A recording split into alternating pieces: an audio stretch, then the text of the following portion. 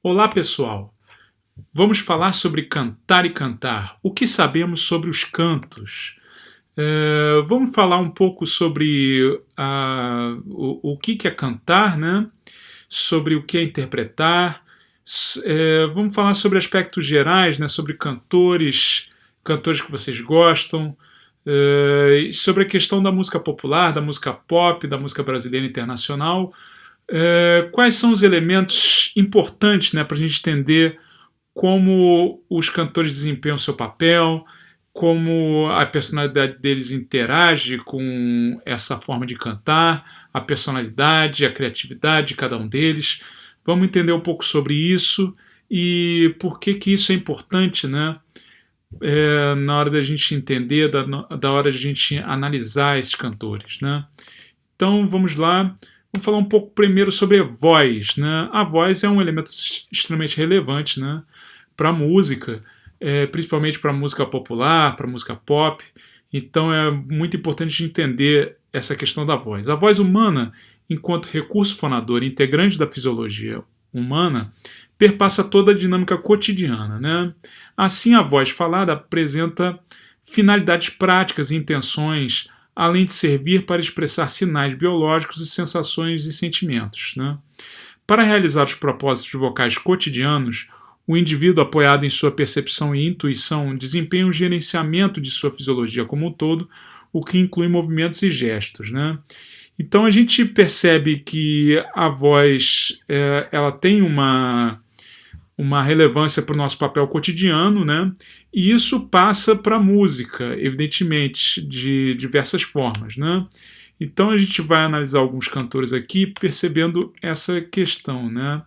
Então, falando de cantores do rap, né, a gente está vendo aí o Projota, o Emicida, onde a voz humana, o canto deles, né, se aproxima muito da voz cotidiana, né, da voz falada, da voz que se usa cotidianamente, né? Então, isso tem uma relação, tem um sentido com a música deles, né? Porque é uma música que fala do dia a dia pessoas das pessoas da periferia ou mesmo das pessoas do povo, né?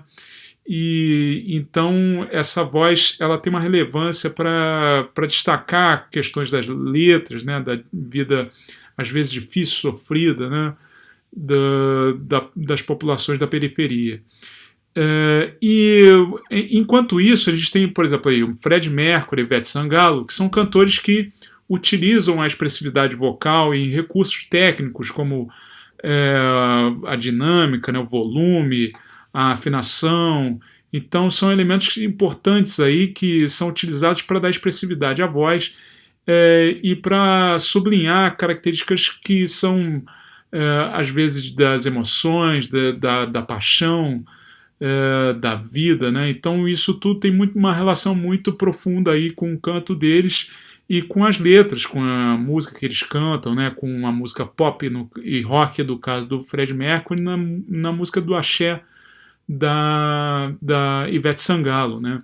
Então a gente vê aí que a fisiologia humana fica a serviço da música, né? Então você tem, por um lado, o uso da voz falada, né, em alguns tipos de repertório, e outros elementos daí da fisiologia, como a entonação, a questão da afinação, né, da firmeza vocal, enfim, diversos elementos aí que tornam a voz expressiva, né? Então, para que o cantor obtenha os resultados interpretativos adequados às obras que executa, é importante dominar um amplo conhecimento técnico. Tomando a interpretação como produto de um processo criativo, entendemos que há aí uma correspondência entre a música e as propriedades do corpo, ou seja, entre gestos e sensibilidade, envolvendo o imaginário e o real, traduzidos por símbolos. Então, a gente vê que o corpo, que é essencial aí na questão da interpretação, né? Ele tem evidentemente, tem uma expressividade, a musculatura, a forma como os cantores dançam, como eles se movem, né? isso tudo entra aí no jogo da interpretação como formas de representar a criatividade, a imaginação e a personalidade, né? Então tudo isso entra em conjunto aí para criar, né, para configurar uma interpretação interessante, né, fazendo com que o cantor saiba se posicionar no palco, saiba como se movimentar, né, saiba interagir com a plateia.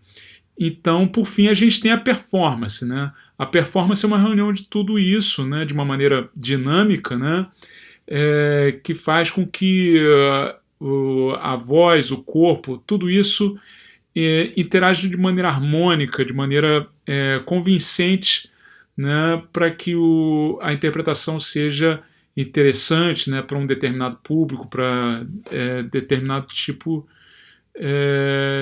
de grupo social, né, enfim. Então, bom, importante salientar que o repertório vocal é constituído quase em sua totalidade por peças musicais atreladas a um texto. Este contém uma mensagem específica que amplia as possibilidades de significado da performance por parte do intérprete, uma vez que estabelece relação com inúmeras áreas do conhecimento, né? Temos, portanto, uma especificidade interpretativa no caso dos cantores. As obras musicais portadoras de texto oferecem ao intérprete um espectro de elementos ainda mais amplo e complexo, né? Então, cada obra musical, né, tem um texto. Em certos momentos, certos compositores tratam esse texto de uma maneira mais profunda, outras vezes o texto está mais a serviço do ritmo, da canção, né? Então isso pode ser destacado de maneiras diferentes, né, de acordo com o repertório do cantor, enfim. Em outras palavras, cabe ao intérprete desvendar os aspectos essenciais da obra que executa. Esses aspectos estão para além da obra, não estão revelados em sua estrutura formal e são, portanto, subjetivos. Essa condição explica por que as execuções podem ser múltiplas e diversas sem que isso fique comprometida a unidade e a identidade da obra de arte, né? Não é possível manter a essência de uma obra, mas sim revelá-la a partir das diversas leituras que cada executante imprime em sua interpretação, né? Então a gente vê que as múltiplas execuções que a gente percebe de cada obra, né, ela só tem, ela pode ser explicada pela leitura e pela forma de interpretar, né, de cada cantor, como cada cantor apresenta uma visão dessa obra, né, que pode ter uma relevância através do texto, através da história que a música tenha. Então, esses diversos elementos interagem aí para criar uma interpretação. Vamos pensar algumas músicas aqui, né? Por exemplo, Pais e Filhos, né? Pais e Filhos tem uma letra que é bastante densa, bastante pessoal, né?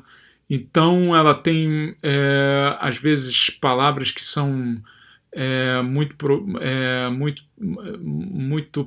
às vezes pesadas, né? Às vezes as cenas são até pesadas, mas elas recriam aí um cenário de pais e filhos, né? Dessas relações que são muito difíceis, às vezes até muito atribuladas. O Show das Poderosas, por exemplo, uma música da Anitta, né? Aí o texto já está a serviço da diversão, né? Um pouco mais a questão do ritmo, né? Então, nem tanto uma questão muito profunda, né? Tem mais a questão de ser uma letra mais para representar uma coisa performática, né? De bastante intensidade, né? O Trem Bala, por exemplo, é uma letra muito pessoal, né, que fala sobre a vida, né, sobre como as coisas vêm e vão, né? Então tem uma questão muito carregada de sentimento, de uma coisa da transição da vida. Então, em cada uma dessas letras você vê uma característica muito específica que gera uma interpretação muito particular, né? Que tem a ver também muito com a questão de cada cantor, mas as letras elas têm que ser muito respeitadas, né, para que o efeito da música seja interessante, né.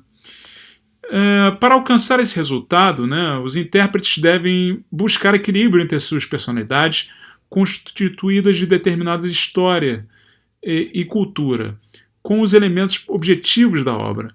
A performance, entendida como um produto de um processo criativo, que se mostra indiferente a essa fundamental necessidade, comete necessariamente uma falha ética e corre o risco de fracasso no que se refere à estética e à transmissão da mensagem contida na obra, né? Então, por exemplo, a gente tem aqui dois exemplos, né?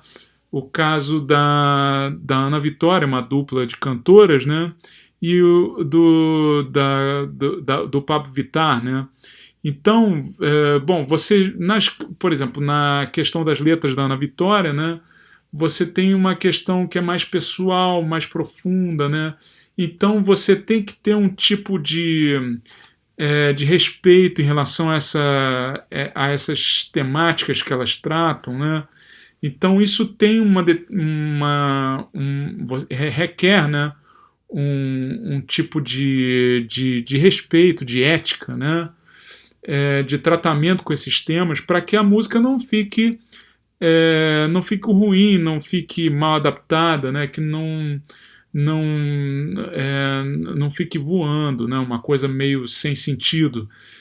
No caso do Pablo Vittar, às vezes, quer dizer, a questão da performance, né, do uso do vocal poderoso, né, tem que utilizar, né, enfim, letras que são mais expressivas, que às vezes não tenham nem uma profundidade tão grande, mas que tem um apelo forte, né, da questões de paixão, né, de superação, né, enfim, de questões mais fortes, assim, no sentido, às vezes, até de procurar mais a questão da dança, né, de um impacto maior, né. Então, são formas muito diferentes, né, de você tratar o texto da música. Então, em cada caso, você tem que ter uma ética, né. Você tem que ter um respeito com os temas que você está utilizando, com os recursos que você está utilizando, os recursos vocais, para que aquilo não perca o sentido, né? Então, a música ela tem essa questão de respeito, né? De respeito ao sentido das letras, à afinação, aos recursos que você usa em cada caso, para que a música não perca o sentido, não perca a coerência, né? Então, tudo isso é muito importante para o resultado final musical, né? Gente, então é isso. Essas foram elementos iniciais para falar sobre música, sobre canto. Espero que vocês tenham gostado dessa videoaula. Pouco a pouco nós vamos falando sobre mais assuntos para enriquecer o nosso debate e a formação de vocês, né, nesse sentido musical. Muito obrigado e até a próxima.